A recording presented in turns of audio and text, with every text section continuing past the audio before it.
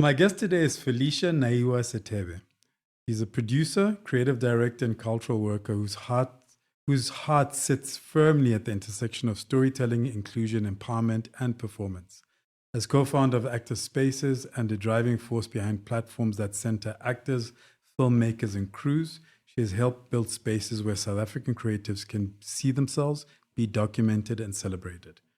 From television production and festival work to training and nurturing young talent, Naiwa's work lives at the crossroads of craft, community, and advocacy for the creative industries. Thank you. Thank you. What did you want to be when you grow up? I was such a busy body growing up. I wanted to be a businesswoman, but I think I wanted to do that because I was inspired from my dad and uncle's interests in business. Okay. So growing up at home, we had, do you remember those public phones, those containers? Yeah. We had a lot of those everywhere. And my uncle is the one who introduced my dad into that. So my dad is a retired cop. So in between him doing the cop thing, he had the containers. My uncle is a teacher by profession, and then he got into that. So I was like, okay, these things make money, And I think I'm also very similar to my dad and uncle, very expressive. We love talking, we love imparting knowledge and sharing. So I think the business thing came from that. And then the art thing came from the character, who I am. Very expressive, love anything and everything that has to do with public speaking, show and tell, speech and drama. And then I was always like, okay, that expressive thing, how can it make money? Then when I was 14, my dad got me into these acting classes. I think it was at an agency called M&M Casting. I think I remember seeing that name. Yeah, I got an M&M casting. And then I was like, okay, so this thing of expressing myself and just loving to pretend is called acting. And then I think from there on, I was just like, I just enjoy the creative space. And at that time, it was the acting before the other things came in. Where did you grow up? I was born in DK, Deep Cliff, Soweto. Then lived at Orlando West for 5 years. Then from 5 to 17, I grew up in Lenasia South at a place called Mixon Manor, Indian community. So and I went to a school. It's Sierra Nevada. I went to Sierra Nevada Primary School in Lenasia South. So predominantly Indian. I had a lot of Indian friends. They would teach me the Indian dance. I was like in the crew. So I grew up in Lenasia South. So when you joined the agency, what type of acting were you then looking at and doing? I didn't know of a type. For my dad, I know with him it was like, I see you doing TV things, right? So the agency, it was an agency, but it also taught the basics of acting. And then I'd go to auditions, and then I booked some work that I did on Soul Buddies back in the day, as well as Teta Msawawa, and then we did a lot of theater. So their main focus was theater. And for me, I just wanted to be larger than life. Because I'm thinking like theater, the larger than life. Like, I mean, I have friends who are actors, and it's always interesting talking to them about that. Particularly when you've done theater, then you transition into hard. camera work. It's so hard. Because all of a sudden it's like the Tone people it are down. way out there. Yeah. The camera's right. Tone it down. Yeah. I got that a lot when I went to auditions where the casting directors would be like, you're a great performer, but you just like, it's like, and I'm like, yeah, but how do I, So my best friend that I came with here, Pumzile, she does a lot of commercials. She's a makeup artist by profession, but she does commercials as well. So she knows the finer art of selling something quietly beautiful. Me, I'm just like, I want it to be, she's like, no, girl, you have to, so it's a craft. Yeah. So I think if I pursued acting, further into my adulthood, it would have been in theater. Yeah. What is it about theater? I mean, beyond that expressiveness. Yeah. It's real. It's a genuine space. It's a space where you can be vulnerable. So at this agency, where these guys harnessed my craft, they were big on community theater and the essence of community, and the discipline of being together and building something. Like we would have camps on Friday nights until Sunday. So I knew Monday to Friday, I'm at school. Friday from like 6 p.m. until like Sunday, 4 p.m., I'm at this place where we've built this unit, right? So the basics there are very much on working together, building each other, loving each other with the craft. And then when you get on stage, you've got this tribe backing you up, and you can just give.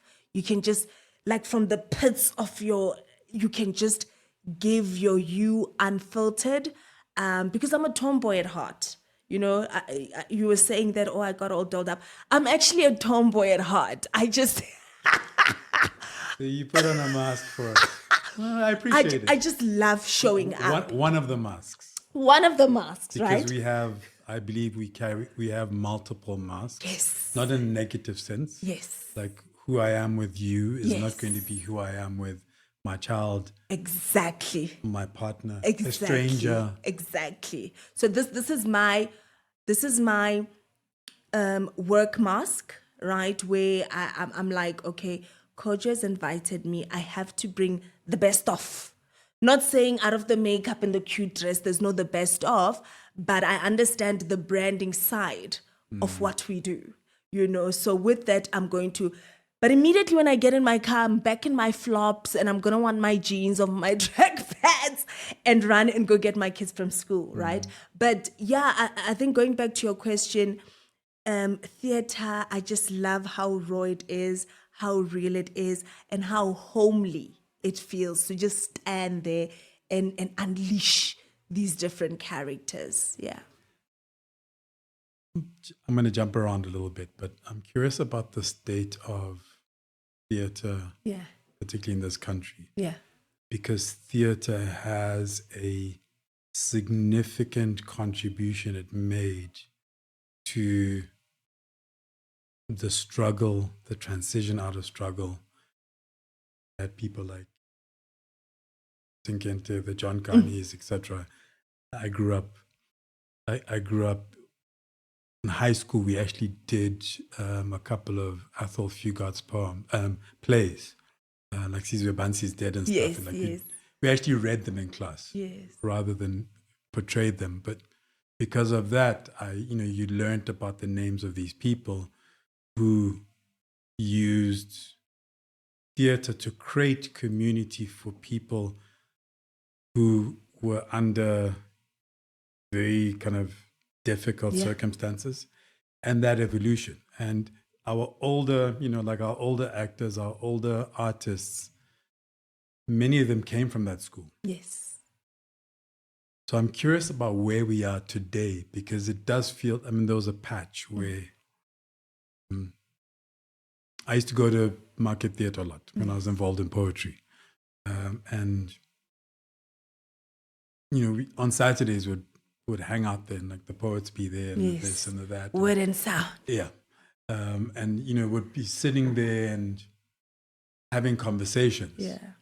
And there was still this was before it was fixed up, but there was still the broken down buildings with artists living in them. And the Saturdays we'd sit there and we'd talk about poetry and moan and come up with ideas and share ideas.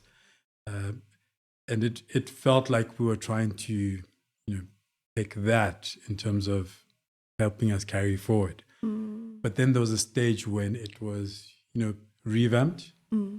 And in essence, it lost a part of its soul. So since then, I literally, to be honest, have not really been engaged with that part of the arts. I hear you. So I'm curious where we are now. We are, and this is the positive Naiwa.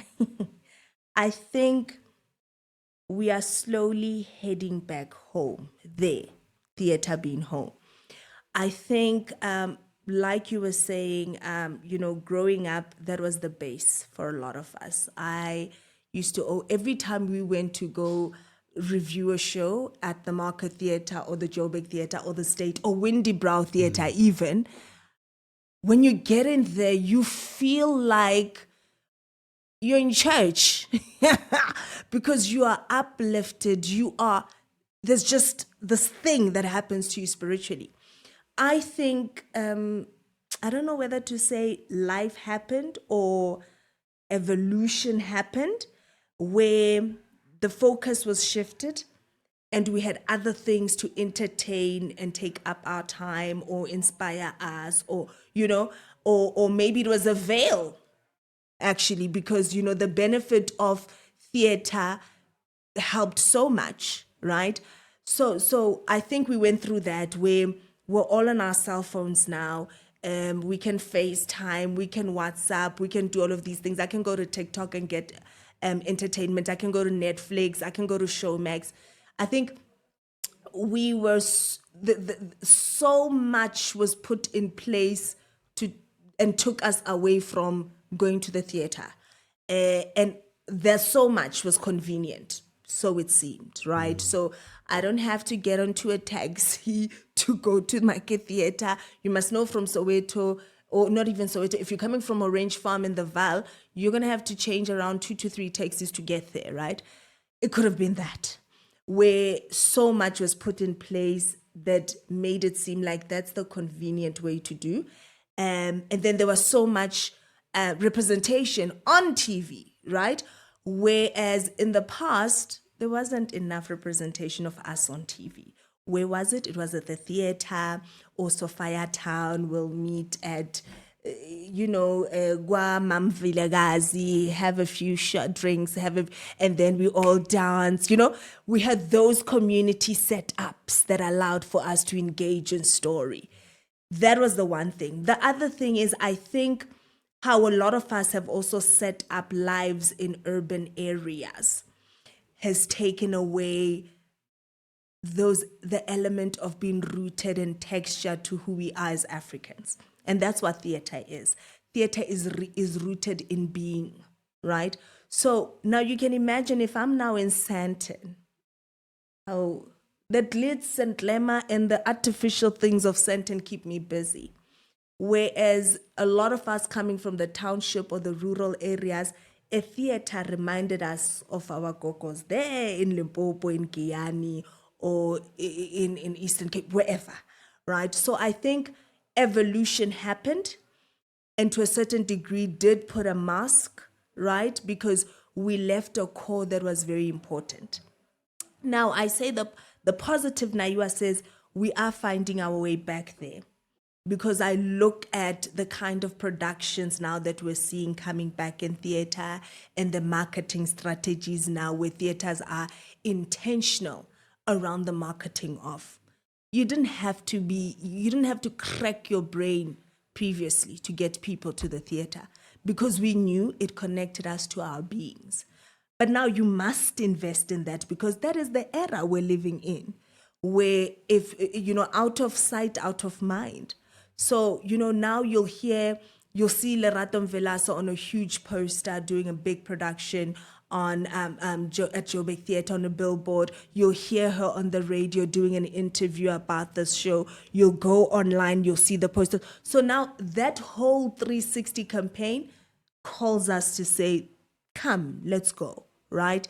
Seeing productions like Sarafina, keep coming back at the Joburg Theatre every single year. It's like, aha. Seeing different productions at Market Theatre again coming back, reminding us of childhood stories is like, aha. I think, though, what is still lacking is the younger generation being the custodians of the work in theatre. It's now left with the older guys, the legends, or, someone like Momo Matsunyane. She's young, you know, and she's so invested in theater and she travels the world in theater. So I think because of the era we're living in, where my daughter, who's 14, lives online, we need to find ways to, I don't want to say glamorize because then we're losing the essence of it, but we need to find a way to meet the people where they are, in sharing information on these social media platforms to say, this thing lives, this thing heals, this thing is a resolve, this thing is a, you know. So I feel like the positive me is like, I think we're slowly finding our way back to it, but we're not having enough conversations around it. Yeah. I think another factor, it's one that not necessarily bothered me, but it's one that I've always reflected on, and it relates to theater, but other elements of the arts, is location. So I have friends who have venues and spaces, for example, in town. And I'm like, from where I live to go there, it's a 40-minute drive with no traffic, or with like, I hear you. you know, like a Saturday afternoon, maybe 30 minutes. Yeah.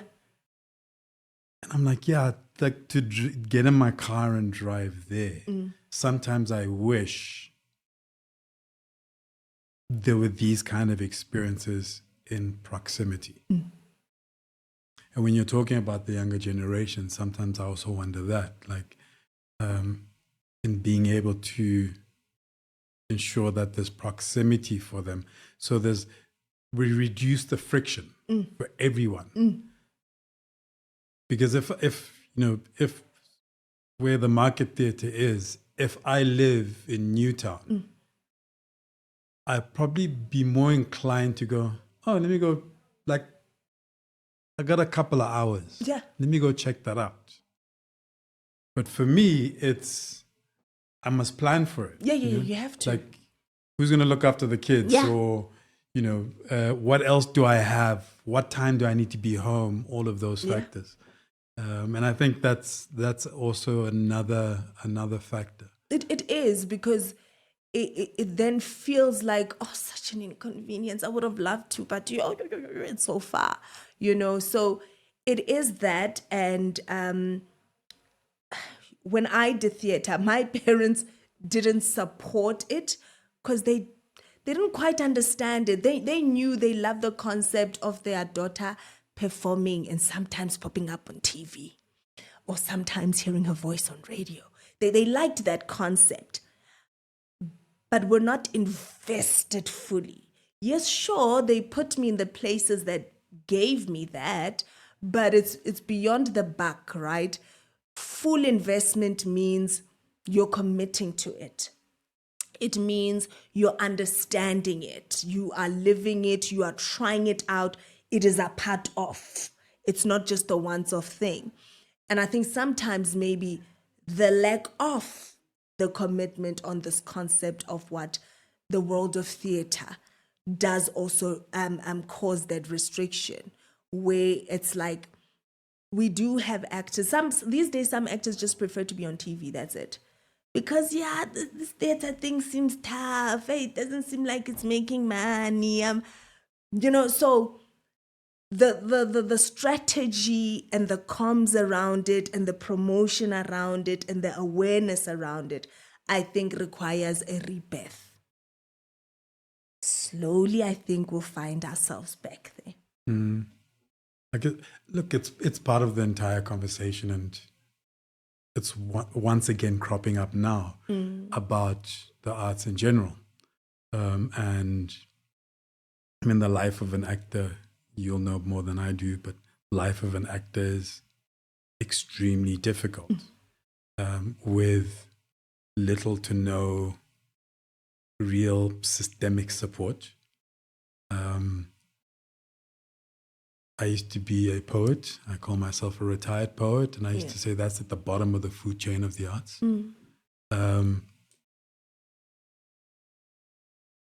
So I can understand somebody kind of looking at television, but the reality also is that,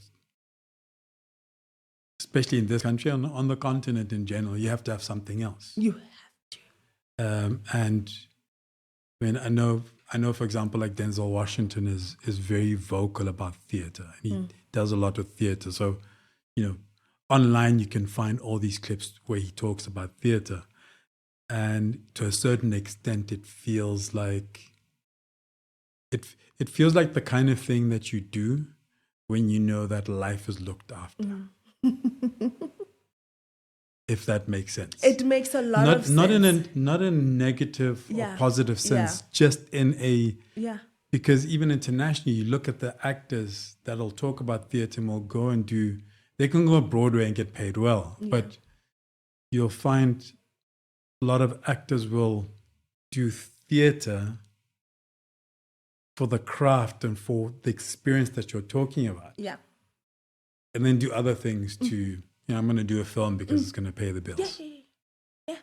It's a real thing, and it's a sad thing. Because there isn't much investment and financial backing in theater. There isn't. And then again, I don't know if it calls for that strategy I'm talking about and the rethink of how do we do it, because the craft is a full-time job.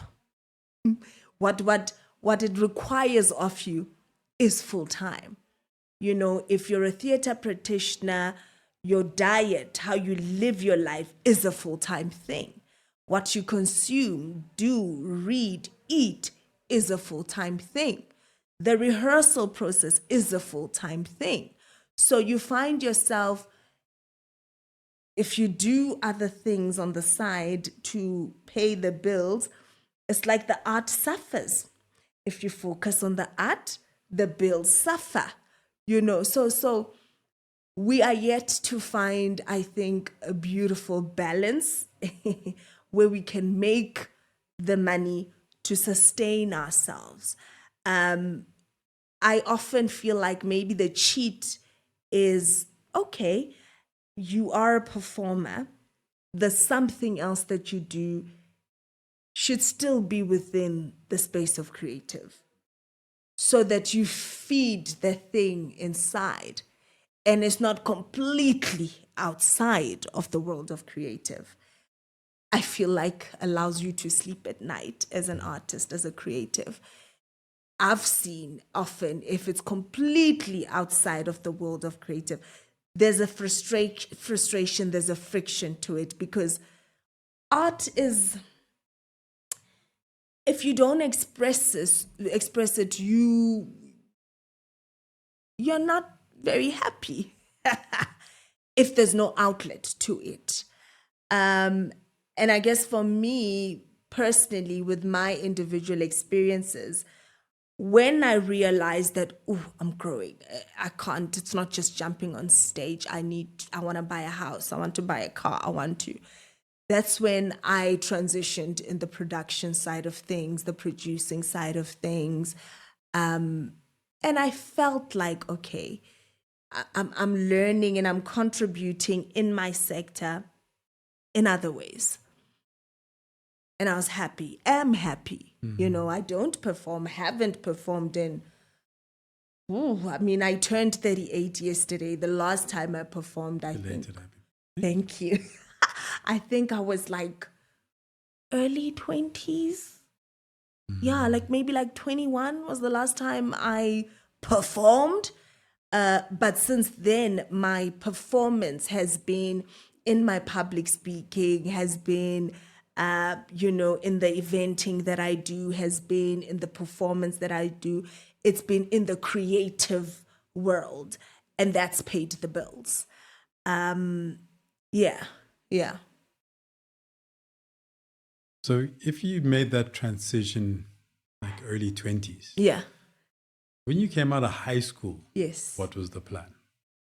When I came out of high school, I went to UJ. Remember my dad and uncle who are in business? I was like, it's my phone. That's my gratitude reminder. Let me switch it off. It's my gratitude reminder that goes every day. Dance and because I feel like we've got to take moments to dance. So I'm leaving that in. I'm not cutting that out.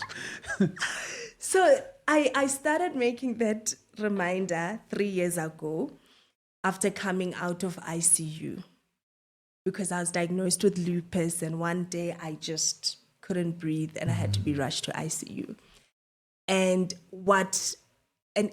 you know when you can't breathe, you start appreciating little things in life.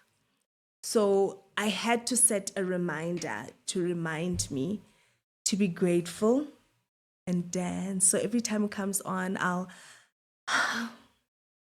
and then I'll be like, right? Because life becomes so hectic, especially in our industry. I think in all industries, it gets so hectic that you forget how to breathe. So I had to do that, and it keeps me sane. So I've got that one at 12:30. I've got one at 7:45 in the evening that says, prepare to rest. And then I make conscious efforts to ensure that the kids are getting ready for bed. Books are packed for tomorrow. And I've set up candles in my room. And I take a shower and I get myself in a zone to rest. That's important. But yes, where were we? After high school. Yeah. After high school, because of the influence of my uncle and dad in business, I was like, oh, I need to learn this business thing. So I went to UJ and I studied entrepreneurship and marketing. But I ensured that I still do this acting thing on the side. So literally from I matriculated 2005. So 2006, 6, 7, 8 to like 2008, 9, those 3-4 years, I'd go to school, tertiary. Saturdays, I had my community theater thing. Sundays sometimes, because my husband and I go way, way back. So we were dating way, way back. So he'd write theater shows and I'd do the marketing of the theater shows and ensure that we are getting ticket sales. And then we'd just stage our own productions. And I think that's where studying that entrepreneurship thing and marketing, because it was entrepreneurship and marketing, was always just there in everything that we did in the arts. So my husband is very creative. So he comes up with the bright ideas and I'm like, is it realistic?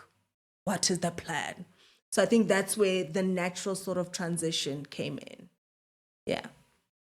I was going to ask you what it's like working with your husband, but you've given the context. Yes.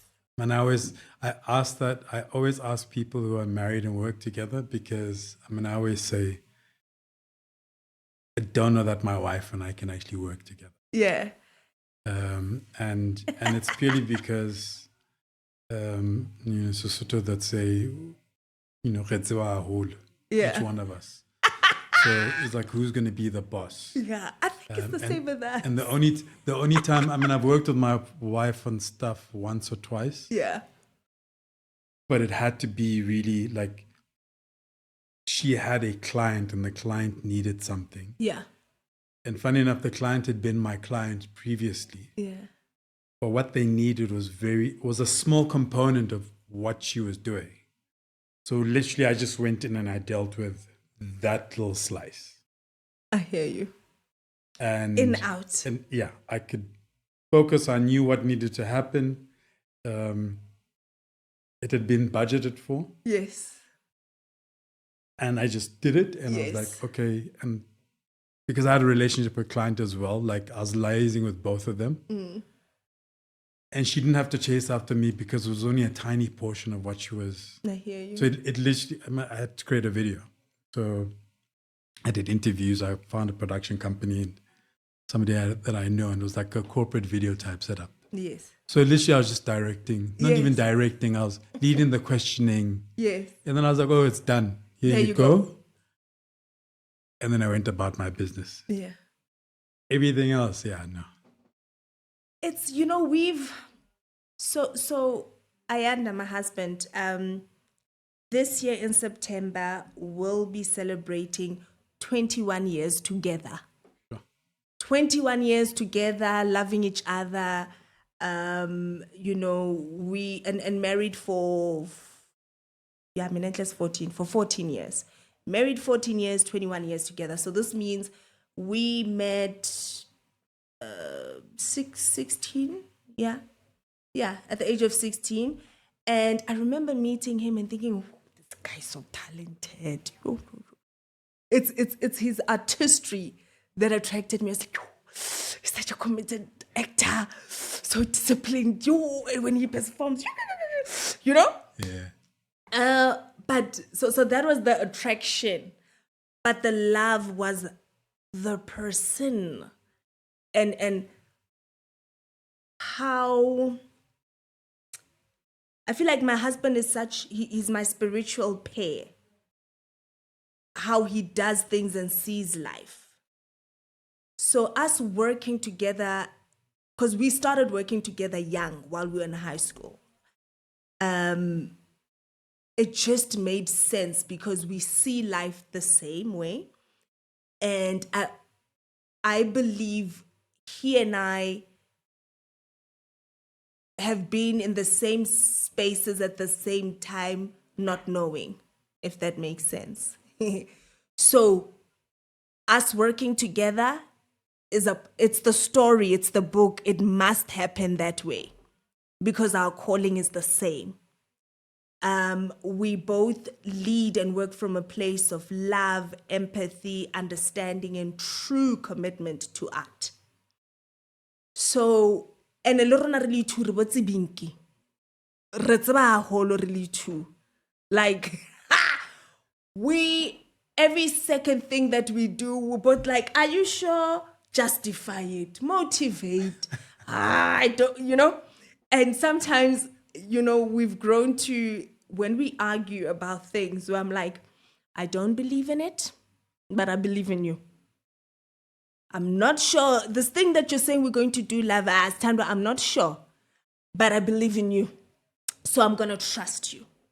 I'm going to trust you and we'll do it. So it's not easy at all, but I wouldn't have it any other way.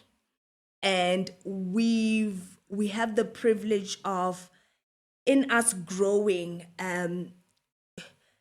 the different things we've done have given us the space and grace to be able to meet each other. So what I mean by that is, so at this community theater place, we both started there together. And then I went on to tertiary at UJ. He went on to work at the State Theater. And then, would see each other on weekends or when we're doing a project together. So that meant during the week, maybe we saw each other 3 times. So we had the space to figure out who we are as individual professionals. And then when we started Actor Spaces 10 years ago, he did it every day and I could only do it in the evenings and weekends because I was working in agency. That allowed me to grow and understand the business aspect of things and how to lead. And then when I had that incident 3-4 years ago going into ICU, and I decided I'm going to leave the agency world and focus purely on Actor Spaces. Now, when we fully came together to work together, every single day we're like this. We knew how to give each other the grace and understanding of how we do things as individuals.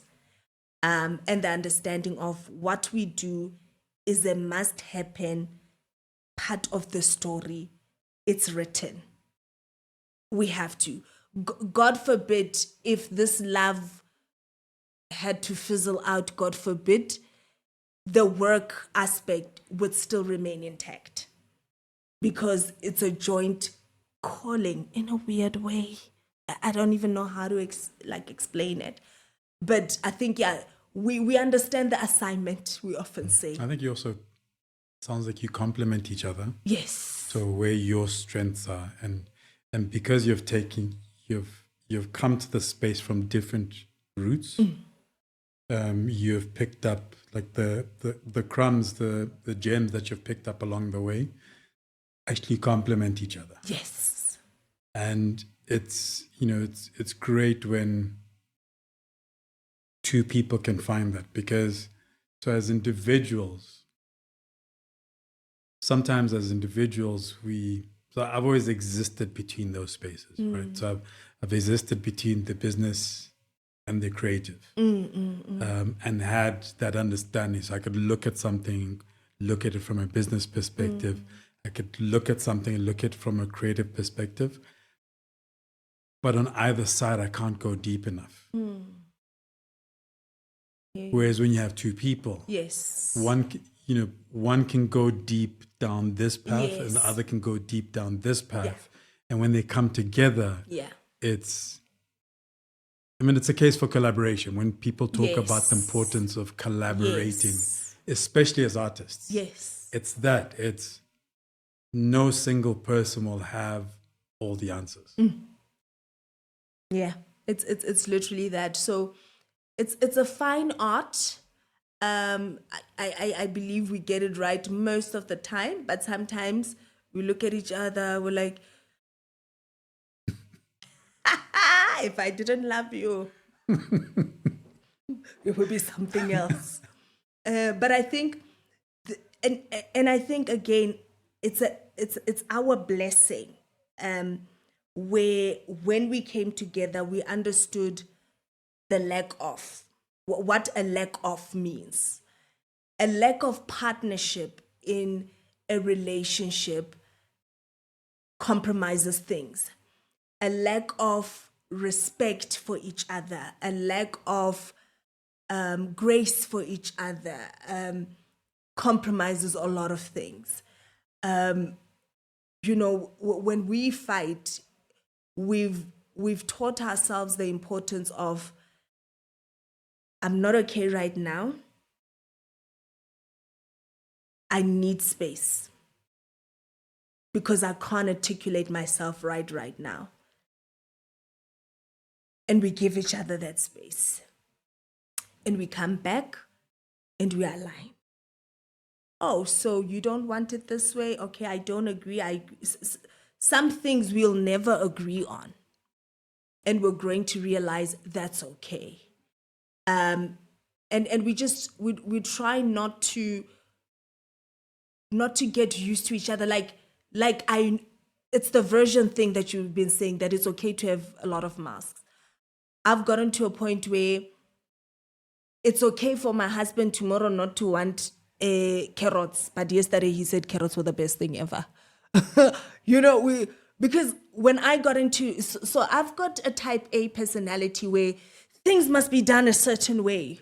That cushion cannot be flipped around, because then now this whole image is spoiled. I promise you, Coach, I would have a tough time with a mug not sitting right. Why is it not sitting right? And my husband, he humbled me. So he taught me that, girl, will you die if the mug is not sitting right? And I had to have a conversation with Naiwa that, okay, Naiwa, because you like this guy so much, you love him, he's not going anywhere. Is it really a bad thing if the mug is tilted a little bit? So find a strategy, Naiwa, to make him realize why the mug needs to sit a certain way. He was preparing you for children. He was preparing you for children. My God. Because imagine if your children had come and found you with no training. Yeah, I guess. With zero training from your husband. I guess. That's what he was preparing you for. Yeah, because, you're right? Because even in this parenting thing, he's the calm, because I still struggle with that, and that I blame my dad, because my dad, before he was a cop, he was a soldier. Soldiers do things a certain way, especially when it comes to discipline. In our household, you were telling me, am I comfortable, Mas? I said, no, because Coach, I'm used to sitting like this. I can't help it. But I understand that I must be like, no, now you are like, like, hey, we're chilled like that, Yeah. So you're right, he compliments me and he's the calm. And I think we've used that in the way we do business as well, the way we work together, that, okay. So he calls me in when he wants me to be bad cop. With clients or creatives that we work with, he'll just say, no, I will hear what Naiwa has to say. What was the premise behind Actor Spaces?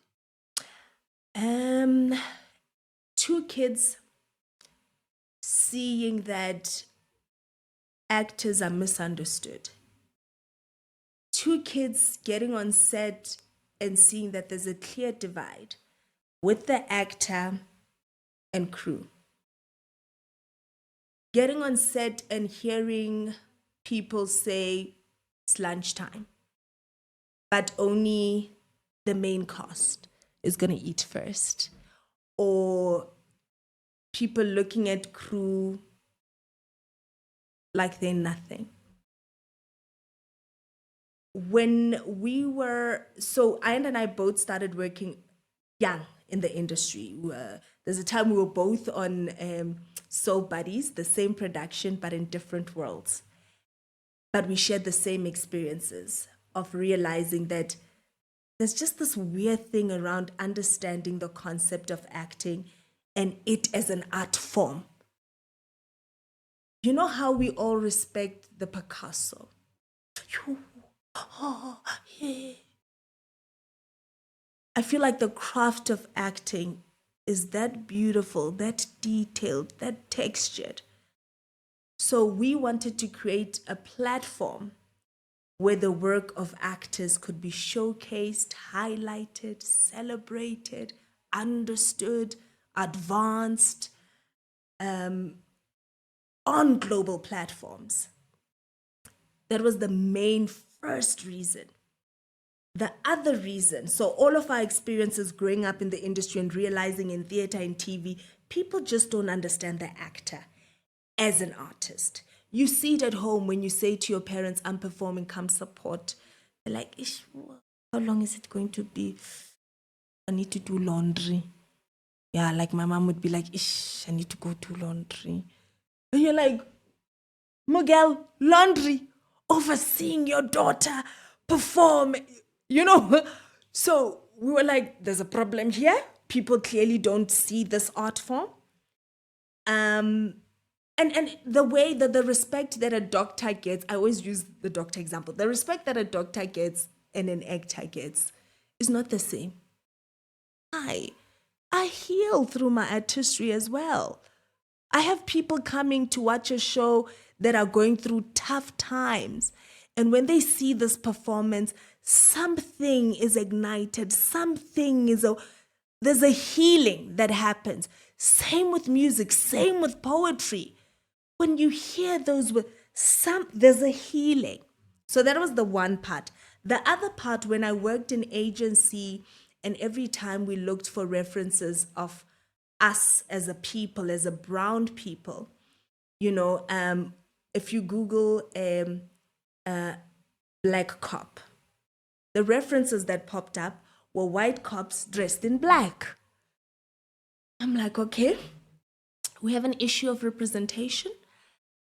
So what the online magazine, Actor Spaces online magazine, then answered to is representation, a digital archive, and a celebration of craft. So the magazine was the voice of Actor Spaces. Out of that came doing the acting classes, the master classes, the shoots, the wellness programs, so that the everything that rotates or where the actor exists, everything that surrounds you is replenished. It has a focus. It is developed. So it's not, the work of Actor Spaces isn't a glitz glamour thing. It's a recognition, archiving, honoring thing. Because the craft of acting is a heritage factor in itself. What it teaches us, what we reference from it, in itself is a study form. So we wanted to bring back respect to the craft of acting. And over the years, we keep developing and growing this property so where, for example, the last 2 years where we're sitting now is building an accountable actor. We've celebrated the actor, but is the actor accountable?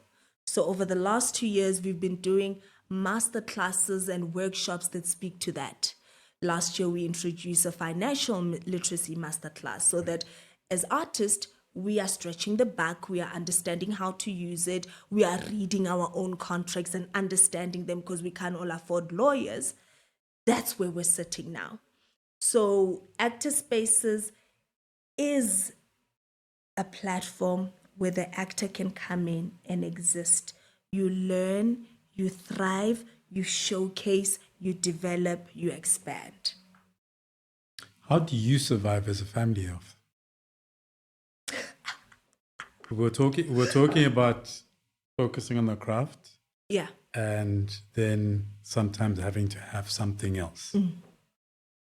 Now you work with Ayanda. Yes. So basically the family's fortunes are tied in the things that you do together. Yes, they are. Oh, sometimes you're like, oh, we serve a living God. But now I'm taking it back to the lessons we've had individually that are now pouring in what we're doing. So 75% of the work that we do at Actor Spaces is give back. It's intentional give back, growing things, CSI-ish. And then we've now had to go aggressive on the remaining 25%. So how the finances come in or how the business side of coining it comes in is the extension of the offerings of Actor Spaces. So we spoke about celebrating, showcasing, highlighting, archiving.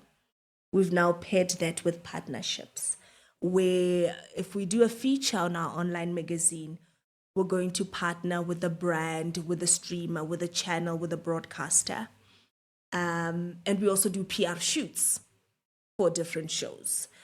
And then we have the casting component, which is the business side of things. Actually, it's the biggest business side of things, where we work with different production companies and we find the talent for them. So literally our yearly strat, we've already built our calendar for the year. It's filled with pockets of where does the academy come in, where does the eventing component come in, where does the casting component come in. And then outside of that, as individual brands, I am as an acting coach and I work as a consultant. As individuals outside of the business factor where we need to pay salaries to our team. So we strive to ensure that the offering of Actor Spaces, the organic offering of Actor Spaces, can make money. So we work with theaters, that promotion I was talking about, where we come up with strategies and campaigns that they can run. That's how we can coin it. We do coin it. And how do you manage all of this stuff? Because I see you on, the list of things that you're involved in. Act Empower, Africa, Rising International Film Festival, Women in Film and Television, SA.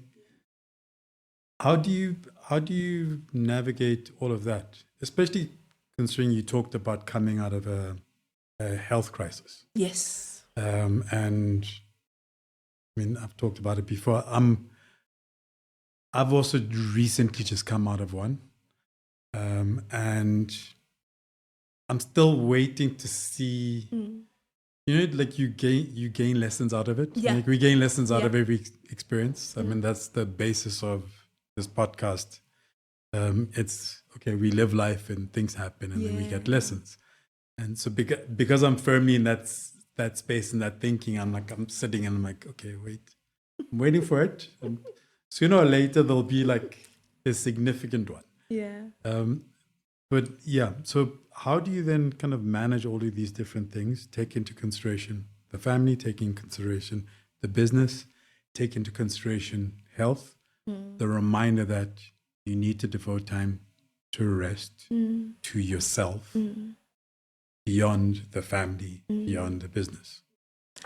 To be honest with you, Kojo, I haven't gotten it right just yet. Hence, I need the reminders. Because what got me to hospital is not breathing. And remember, I mentioned that I was a busybody. Still am. I think I still am a busybody. Sitting still doesn't serve me. It doesn't. But what has been the lesson in the health scare is prioritizing what fuels me, what keeps me sane, what makes me happy. So that's why I had to put aside the agency world. As much as it responded to the creative me, but it didn't serve the me, the person, the core. It was too stressful. And my happiness was reliant on that client. Because if that client is not happy, they're going to take away the retainer. If that client is not happy, you guys are going to sleep midnight working on that pitch deck. I had to. So I let that go. And so whilst I was an agency, I still had active spaces, I still had the outreach things that we were doing, but agency took up 70% of my time and life. The health scare said, Naiwa, what means everything to you? Key is my family. Secondary to that is active spaces, because in it, I'm able to do the other things. I love helping people.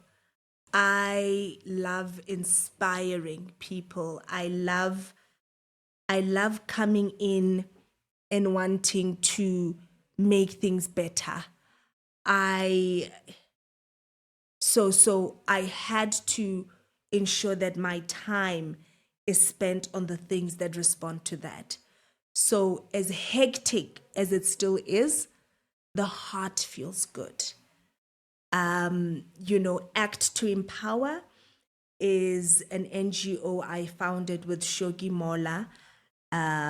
She's become a sister of mine, a big sister. She's a veteran actor. She's amazing. And both she and I are from Limpopo, and we're talking one time. We're like, yo, sissy, how do we give back to where we come from? And that's where Act to Empower comes in, where we go into rural areas and we empower with the medium of acting. It fuels me. Going to Limpopo is an easy thing. That's home. My dad, my mom, that's where they base. That's home. Joburg, I have a small percentage of family. Family is Limpopo. So every time I go to Limpopo, how do I empower? It responded to that. The film festival, Africa Rising International Film Festival, how it came to us, we had Kweku Mandela, who came, I think he's based in LA, he came to SA, and this was during the Global Citizen in 2018. And he's a creative, he's a producer. He came to SA and he knows a lot of people in Hollywood, right? And people with the Global Citizen. And he was like, oh, I want to do a project to host these people when they come to SA. And then he asked around to find out in SA, who has the pulse in the industry? Like who's doing things? Who are the movers and shakers? And Ayanda's name popped up. Ayanda from Actor Spaces in a conversation with Star Kinoko Cinemas. And the two of them met and they brainstormed a film festival. And the love around, so the people running the film festival currently is Ayanda, myself, and Lala Duku.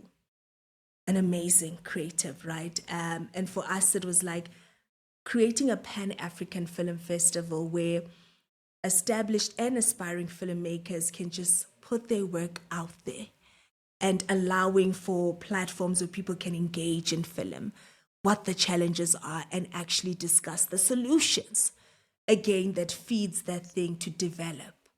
And then Women in Film and Television South Africa, which is a few months old. An amazing friend of mine, Ati Petela, who's an amazing writer. Ati is amazing.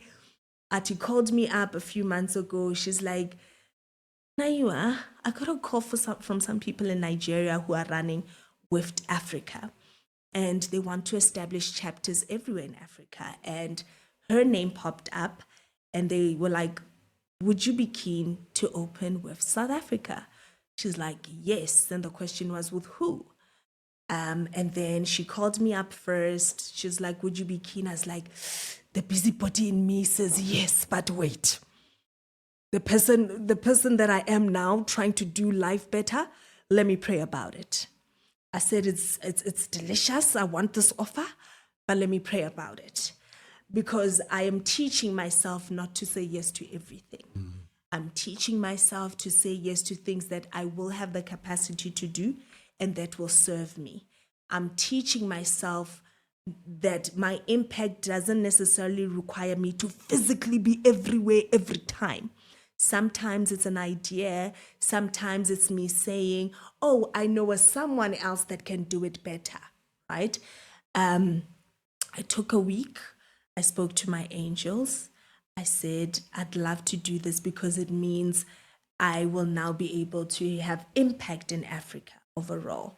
I'll learn from other amazing chapters in Cameroon, in Ghana, in Nigeria. And I love a sisterhood. I love a genuine sisterhood. So guide me, tell me, should I? And every day they were like, I was like, oh, okay, sharp, right? And I, Kojo, my guides, my angels, they are everything to me. And I listen, and they are always spot on. I said, Ati, they say I can say yes. Then we did it, right? And we're still figuring out what WIFT SA is, right? But what we do know is that it is a space for females to come in and really take their power. The role of the contribution rather of females is everywhere in everything. It's evident. Like, the absence of your wife is a headache. Without her, there's no order, there's no this, there's no that. So WIFT SA is a call to women to take up what's theirs. It's always been there. We're not trying to, You've always been a leader. You've always had something important to say, to do, to contribute. Again, it speaks back to my core. A safe space, Tumelo is very excited about it. Tumelo is amazing. So, Tumelo, I've only known Tumelo also like under a year, right? Because I heard about it from her. Yeah. When I chatted to her, and then because I was asking her kind of what's next, and she's like, oh, there's this thing.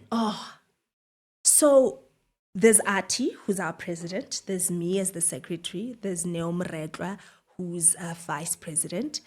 And there's Tumelo, right? So I've known Tumelo under a year, but it feels like I've always known him. Tumelo and I collaborated once on a project. We did a feature on our online magazine with Angus Gibson. And then we used one of her creatives, Lupus, photographer. And in my engagements with this lady, I was like, Ishman. I mean, apart from the fact that she's got a voice, so when she speaks, you're like, But I just loved the way she does business. And she also leads from a place of love. And she's just a rooted African woman. And I love those kind of people. Like, I love the kind of people when they speak about culture, who they are, what their why is. I love that. It inspires me. So everybody, the four of us at WIFT, bring this this finer nuance about being a better person, being a holistic person, leading from a place of reason. Why? Why do we do things the way we do? We've got so many ideas with WIFT, and we keep saying to each other, calm down, calm down. Why? Why? So I'm still trying to figure out the right balance, but everything that I've committed to stems from that answering of, are you impacting, are you developing, are you building, are you creating a legacy of wellness, of truth, of self-love, acceptance, understanding, and a generation where our brown children can be better in everything. I want my kids to walk in a room and feel like they deserve, and not be like, it's too bright, I don't think I should be here. And that's how some of us grew up, where you've got so much to say and do, but you're like, that one's English is better than mine, I don't think I deserve. Dominate in your mother tongue. Dominate in who you are.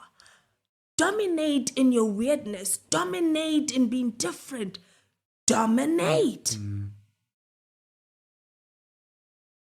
Are you getting better at saying no? Because you've talked about the things that you've said yes to. Yes. And the feeling that, or let's say the intuition and the instinct, but you're going to meet many things that feed that desire to make a contribution, make an impact. It's one thing when there's like two or three things and all the others are not in alignment with your values. Yes. How are you getting better, or where are you with being able to say no to the things that do fit, but there's no capacity for? A little bit better. A little bit better. There should be, because right now it feels like there's no cap, right? Because, Kocho, I want to dance on the world stage. I want to sing Africa's praises on the world stage. So I'm not doing a good job yet of saying no's.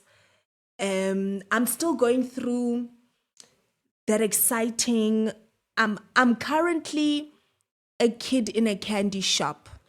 I'm currently a kid at the theme park. That one. Right? So I'm still climbing the different rides. And I have gotten off some because I was like, why did I do that? I don't like being flipped around. Why did I do that? So I'm still 20. I'm 20% in. I have a whole 80 to still review. But I am grateful for some of the people in my life that do tell me, slow down. So, for example, with the lupus, so I'm headed to remission. That's where it's roads leading to remission. I'm at such a great place now. Things were so hard that if I got, like talking to you right now, I'm excited. 2 years ago, if I was excited, I would have had to say, can we pause? Because, so thank God for my husband where he's able to say, love, you are. Then I'm like, oh. Or if we go to an event and my hands turn purple, it's like, love, it's time to go home. It's cool. So my husband has become that person who is like, love, remember, I'm not sure. But I am building a stronger relationship with my guides and my angels, where now when they speak to me, I listen. There are projects over the last year Actually, I'm proud. Last year we did good. There were some good no's last year where things looked juicy to do, but were just not going to end right because of the capacity factor. So to answer you, I have a lot of work to do because I am going through a bit of a rebirth because the medical scare allowed for me to pull in another Naiwa.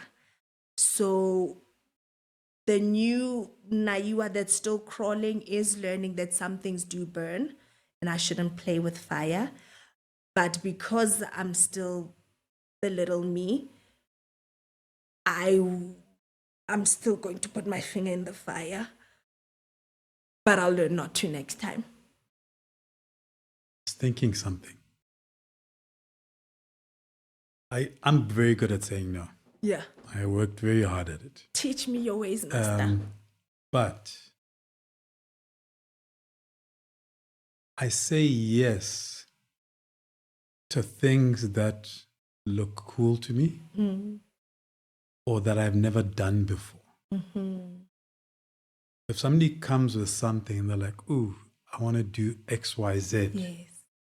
and I've never done it before, I'm inclined to say yes. And so I started the year with a list of things that I'm working on. And say out of 10, 2 actually pay my bills. And the rest are like nice projects. But I'm sitting going, okay, but why did I take all of these things that. on? Because I got to the point where I'm like, I ring fence. I'm very clear in what I'm willing to do and what I'm not willing to do. I've read all the books. Maybe you should read that. There's a book by a guy called Oliver Berkman. It's called 4,000 Hours or 8,000 Hours, Time Management for Mortals.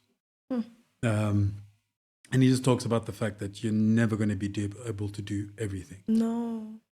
It's not humanly possible. There's not enough hours. Yeah. So it's about productivity, but he talks about being able to read things down to what you can do and being all right with what you can't do or won't do. It's the all right thing I think I struggle with because I'm very clear with things that I won't do. But I'm not clear because the work that I do is so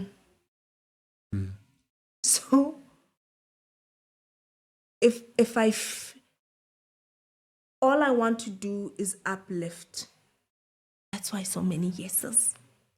So I need to get around to Naiwa, you can't save the whole world. Save the little pocket and do great there. Because also if you're saying yes to a whole lot more, you're diffusing, you're dispersing your energy a lot more. So nobody actually gets even half the best of you. Not even the whole best of you, but even half the best of you. Yeah, I know that. And that's the work that we're doing where we are playing around and bending a little bit. Your children. Yes. You have a boy and a girl, right? I do. I also have a boy and a girl. I'm curious about their personalities and who takes what from who. Because I get the impression that similar to my home, a bit more similar to my home, my wife is the outgoing person. My wife is the person that likes people. She says I don't like people. I don't mind people in small doses, in limited numbers. And it's been interesting watching my children Because when they're younger, you kind of go, oh, this one's like you. This one takes after you. This one takes after you. Yes, yes. But now I'm looking at them and it's like the one that supposedly took after me is exhibiting traits of his mother, which is my son. And my daughter, who it was like when she was much younger, is like, oh no, she's like her mother. Yeah. And she's exhibiting traits of me. So I'm starting to see it's kind of, they're a combination of both of us and themselves. So I think Ayanda as well, we're going through understanding the themselves thing. So Minentle is 14 years old. She goes to an art school. She loves drama. She loves presenting. Mpilo Entle is turning 10 in April. He loves Legos. Like, he's always building everything, anything, under the table, on top of the table, on the bed. So Mpilo Entle is he's a healer. My son walks into the room and looks at you and can see that you're stressed, you're not okay. He'll crack a joke. He'll pull the massage machine thing. He will want to make you tea. So he's manifesting his name. Yes. Yes, he is. And the weird thing, or not the when we were pregnant with Mpilo Entle, we thought we'd lose him because it was such a difficult pregnancy. From the minute we found out that we were 4 weeks pregnant, I'd often struggled to walk. I was pale. I was gray. I was not okay. I lost weight. I was not okay. And whenever we met gifted people, they would say to me, "Shoo, you are carrying someone there. He's going to be, yeah." So he's very spiritually connected. He's a lover. He'll tell you how beautiful you look. I go shopping with Mpilo Entle. He'll tell me that dress, you know? And then Minentle is she's like a fighter. Stubborn. Sticks to her guns. She's not gonna say a word, but you'll see it, that she does not agree with you. Very independent. Both of them are more Mimi. Mimi, when we were pregnant with her, she was two weeks late from her due date. We tried everything. She just didn't want to come.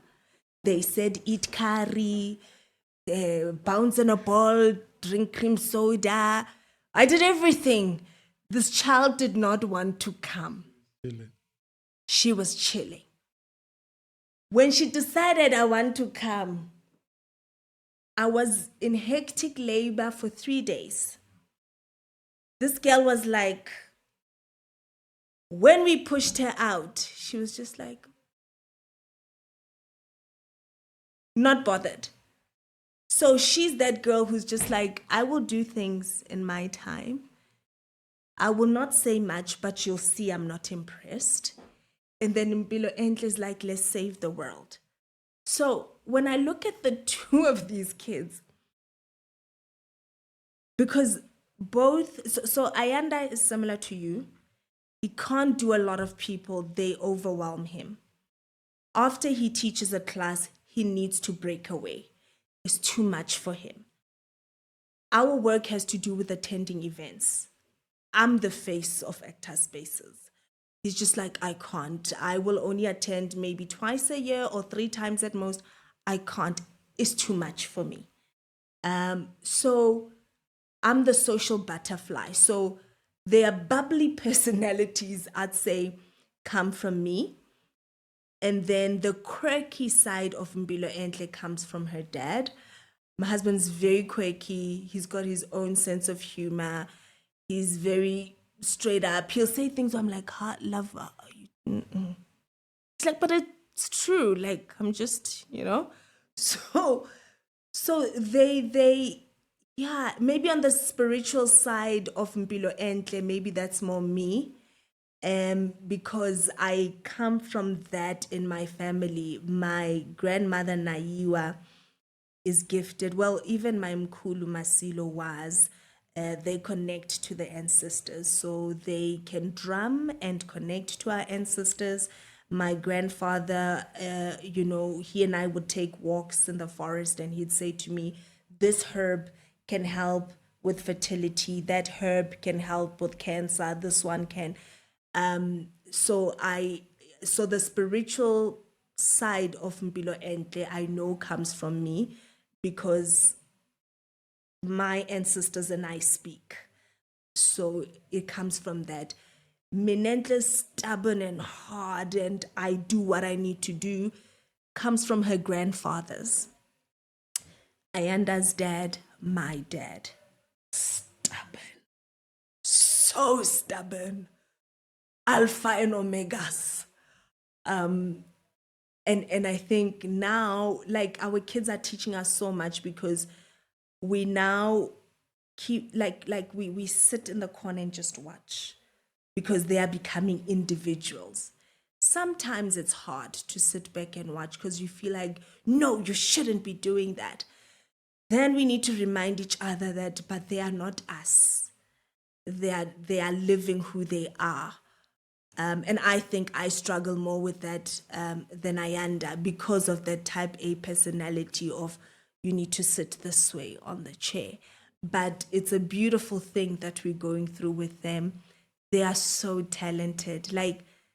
They are so talented. They are both working kids in the industry. And every time they book work, I'm like, what? What is that you?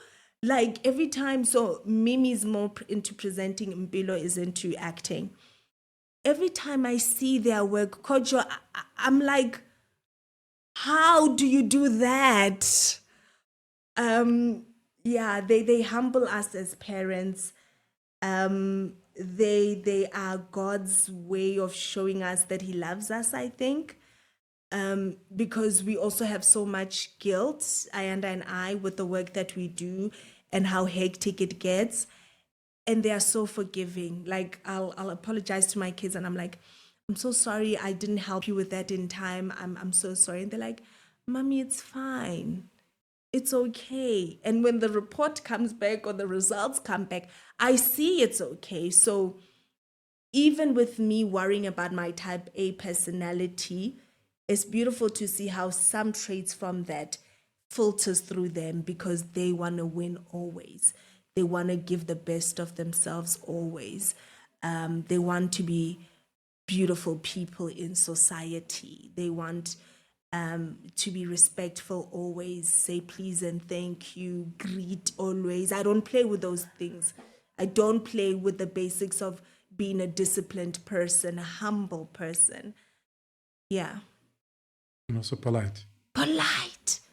Always. Because it doesn't, I've tried to teach my children that, like, it does not hurt to be polite to somebody else. No, it doesn't. Like, if you were to ask me, Naiwa, what hurts you? Like, because I've got a strong character. Like, it's not a lot that can, but what hurts me is engaging with someone and they don't see me. If you want to know, that thing paralyzes me. Yeah.